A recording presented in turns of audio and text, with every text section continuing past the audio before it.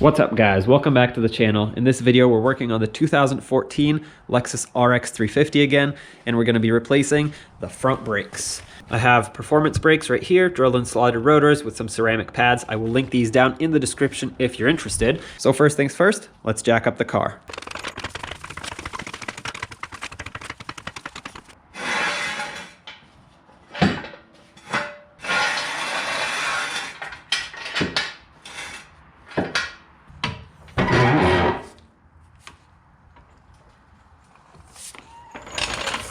Right here is where you can jack up the car. There's a little nub on the front subframe, and the jack stands you can put right here on the frame rails.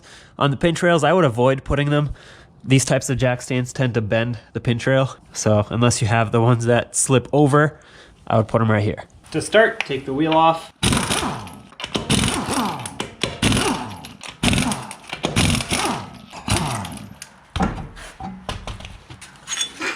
The first thing I want to do is I'm going to try to break this bleeder free.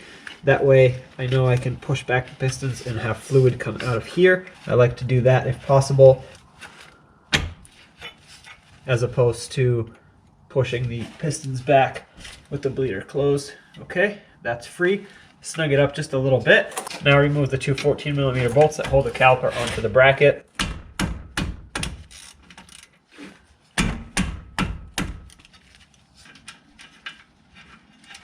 And remove the caliper off of the bracket.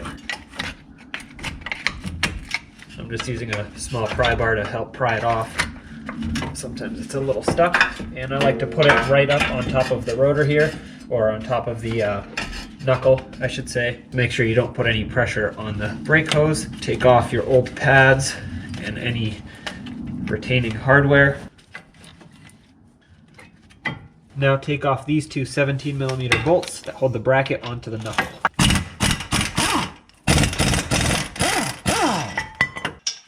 Well, I thought this bottom one was still threaded on. Usually I like to leave one still threaded on just a little bit to avoid that situation, but my bad. Now you can remove the rotor. If your rotor is stuck, you can use a hammer and hammer it off, either from the back side or from the front, just whatever it takes. Get it off of there. Try not to hit the studs though. At this point, this hub is very dirty, so we're gonna have to clean it. On the other side, I had to use a wire wheel on an angle grinder because my wire wheel on the drill didn't cut it. So I'm gonna do the same thing on this side. If yours isn't as bad, you can use a wire brush, whatever it takes, but you want this clean. Unfortunately, I don't have a little sanding disc or pad, so I'm gonna just have to use what I have. But the point is, clean it up, because this rust here will cause braking pulsations and could even cause the new rotors to warp.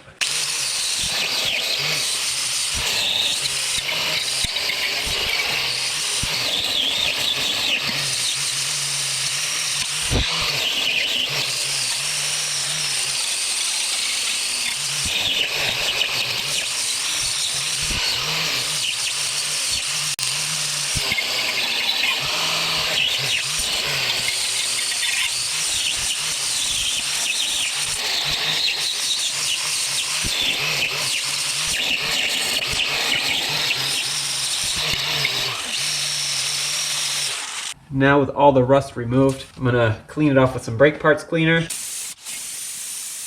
And once it dries, we'll coat it with anti-seize to prevent any further rust. Don't mind my broken brush, but basically go ahead and coat the whole hub, and this will help avoid future rust buildup like we just had now.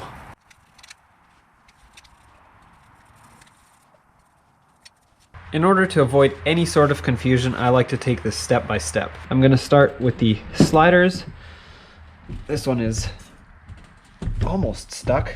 Let's see. Yep. Well, this one is really, really bad. It's pretty much almost seized in there because I can barely turn it. So that is not a good sign, but that's okay. I'll show you how to fix that. All right. Yeah, as you can see, this is extremely dry grease, so we'll clean that up. Now I'm going to put this one over there, and you'll notice that the one from the other side has a rubber boot. Put this one on that side. I'm going to remove these two rubber boots. My next step is going to be filling up these holes with brake parts cleaner. Then I'm going to use a bore brush and clean up all the rust and grease or old grease that's in here. Now, if you still have good grease in here and your sliders are sliding properly, you don't have to do this. I don't always do this. The only reason I'm cleaning inside here is because I had that old grease with the almost stuck pins. So with my bore brush, I'm gonna go ahead and clean the inside.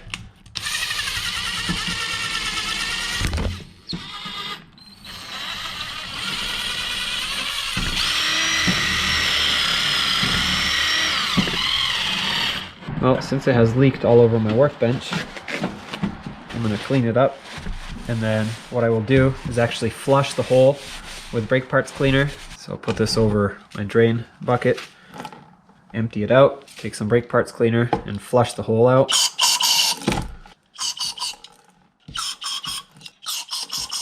That's gonna get out the rest of the junk that's in there. And it's important to let the holes dry, and while those are drying, I'm gonna replace the anti-rattle clips.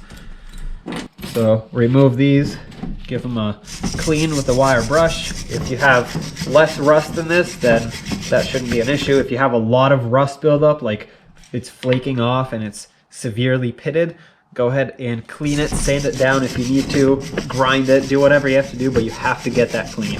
If you don't get this clean, your pads are gonna get squished between the bracket and they won't function properly. As a lubricant, I'm using silicone paste. You can use brake grease if you want, but this is high temp silicone paste that works very well for brakes. Put just a thin layer on here, just enough to prevent rust.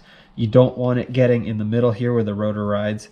You just wanna prevent this from rusting in the future.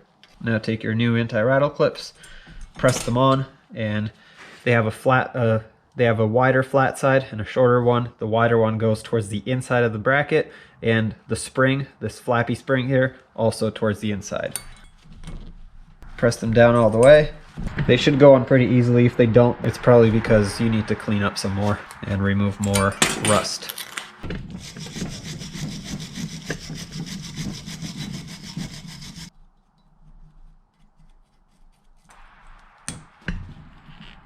Next, let's clean up the slider pins. I'm using some brake parts cleaner just to melt down the old grease as much as possible. And if I had a wire wheel, that would be ideal, but I don't, so I'm just going to use a wire brush and lightly brush the remaining rust off. And it's very important that you clean up in that little groove there. That's where the boot seals up. And if it's rusty and corroded, it won't seal up, you get water in it, and then your slider pin will seize. So definitely make sure that that is clean. And do the same to the other side. If you wanted to clean the inside of these boots, you can put a rag in there, twist it, and squeeze it. But there really isn't much at all for me in there, in the boots. So I'm gonna skip that, and I'm gonna go straight to installing the boots. I'm gonna put a little bit of silicone paste on the outside of this ridge here. And this is the one that seals up against the inside of the caliper bracket. Press it back into place. Give it a couple twists to make sure that it has seated all the way.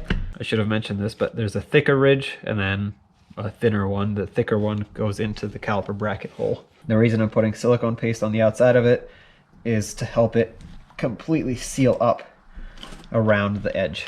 All right, now that that's done, I'm going to pack these boots with brand new fresh silicone paste. Again, you can use brake grease if that's what you have. The reason I'm doing this is, first of all, the two bores are completely dry. They're bone dry. So are the sliders and so are the boots. And when you put the grease inside of this accordion part of the boot, it basically acts as a reserve of grease. So now I'm gonna grease up the pins. And when I put them in there, I don't have to worry about the grease coming out as I put it in or not having enough, because these little folds are packed with silicone paste and they are ready to provide it to the pin when it needs it. And it's important that you get grease up in this ridge here where the boot seals up. That way it can seal up properly. And it's important that you put the slider with the rubber grommet O-ring around it in the proper hole, because, well, it's designed that way for a reason. If you need to squeeze any of the air out, just pinch the boot like this, press the air out, All right, this is done. Clean it up, and then let's go over to the car and install it. Go ahead and put on the new rotor now that the hub has anti-seize on it. If you don't have the drill-in slotted rotors, which are coated with a special anti-corrosive coating, if you just have plain flat rotors, they will have oil on them. It's a Cosmoline oil coating from the factory to prevent it from rusting on the shelf. You do want to wash those off with brake clean. That way you take the oil off, otherwise it gets onto your pads and, well, your brakes won't stop you. So definitely brake clean that. Mine don't have the oil, so I will skip that step. Next, put your caliper bracket back on. Start in your 2 bolts. If you're interested in torque specs, they're going to be in the description, but tighten these down. Slide in your new pads.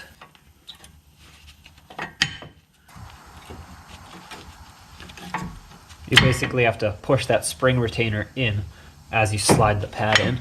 What I'm going to do next is mount the caliper only with the top bolt here. That's going to allow it to stay in place while I try to squeeze the 2 pistons back. To do that, I'm going to take one of the old pads, put it in there like that, and I'm going to use this tool that presses the pistons back in.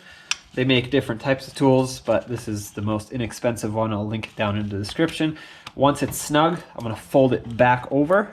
I'm going to open up my bleeder screw. And now slowly press the pistons back in. This should go very smoothly. If you're having trouble pushing them in, that means your caliper pistons are seized and you need a new caliper.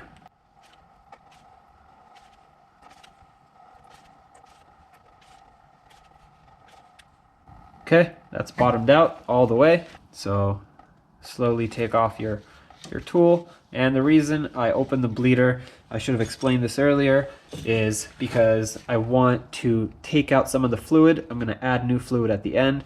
By the way, always make sure that you have a steady trickle of fluid before closing the bleeder. But basically what this does is it helps me slowly over time keep fresh fluid in the system. So by just draining this caliper and the other side and adding more fluid, I'm making sure that I'm constantly circulating the fluid through every time I do a brake job. So take your tool off, take off your old brake pad, make sure it falls in the bucket of oil, clean down the area. And it's a good idea to add a little bit of grease to these 3 ears here. This is going to help reduce brake noise, and it'll just help with vibration transfer, and also grease up the 2 outside rings of the piston. Now your pads should have come with these new springs here.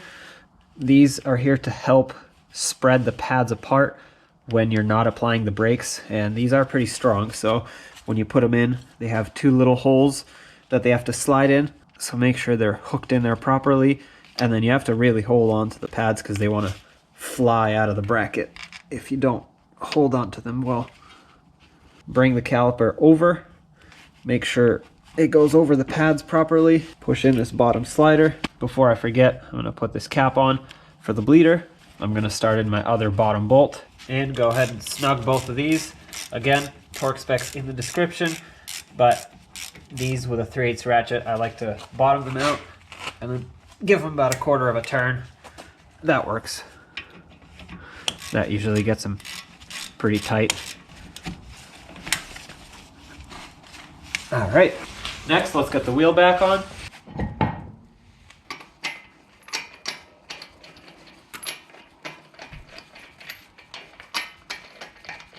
I'm going to bottom these out and then I'll torque them.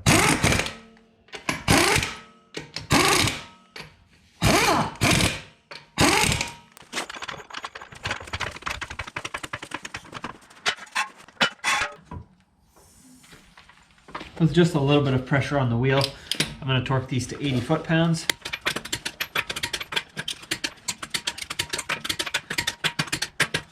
Now let the car down all the way. What you want to do next is actually pump up the brake pedal a few times. You'll notice that it goes right to the floor, and that's normal. And for me, it took 2 pumps to get it to stiffen up, and that's because there's still space between the pads and the rotors. So by pressing the brake pedal, you're taking up that space with brake fluid. And one last thing to do is to check your brake master cylinder. Make sure that it's full. In my case, it does need to be topped off a little bit. It's hard to see on camera, but basically the max line is up here and the brake fluid is just a little bit below the max line. So I'm gonna add some .3 brake fluid and top it off. All right, that's the max line, perfect. Don't forget to cap off the reservoir.